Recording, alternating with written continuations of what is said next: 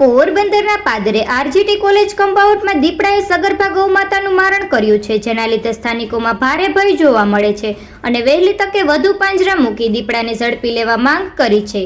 ઉપરાંત અહીં ઝાડી ઝાખરા દૂર કરવા પણ માંગ ઉઠી છે.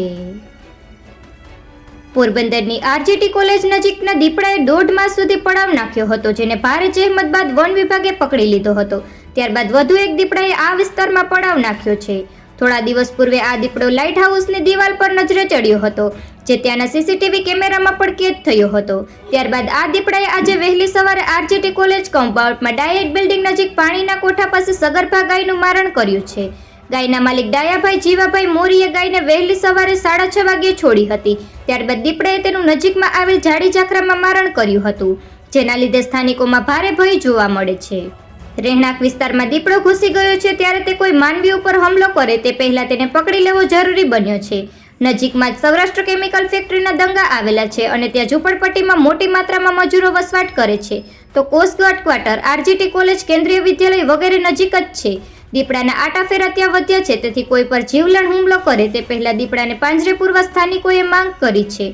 અને આ વિસ્તારમાં ઝાડી ઝાખરા વધુ હોવાથી દીપડો દિવસના તેમાં છુપાઈને રહે છે અને રાત્રિના સમયે બહાર નીકળે છે.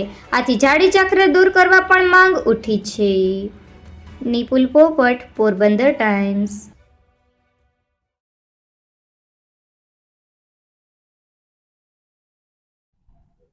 મારું નામ લીલુબેન ડાયા. શું બન્યું હતું? 6:30 વાગે છોડી 6:30 વાગે ભેગું મારણ થઈ ગયું. કયો વિસ્તાર છે? વિસ્તાર આપણે બીટી કોલેજ કંપાવસ. તમારી શું માંગણી છે હવે? માગણી શું છે? આમાં કપડવાની માને કરે માગણી, અમારી કપડવાની પૂરેપૂરી માગણી છે, બરોબર. ના બાવર સાફ કરાવવા આજે અમે કટલી દાણ મંજૂરી દીધી, પણ કોઈ અમને અહીંયા આવતું નથી ભાવ પૂછવા. એક ફોરેસ્ટ વાળા આવે છે. દેશ દયા મોરી આ રહેણાંક મકાન છે, આ બધા ને આ દીપડાએ મારણ કરી ગયો. કાયમીનો ભયંકર બેહર ને છે. નાના ટાયરને રમતા હોય કોઈ એના માટે કઈ કરતા જ નથી. આ બધી સુવિધા કરાવો, આ બધી બાવેડાની ને આરજીટી કોલેજ છે, કોસ્ટગાર્ડ છે ને આ રહેણાંક મકાન છે. હા, આ બાવેડાની વહેલી તક સફાઈ કરાવો.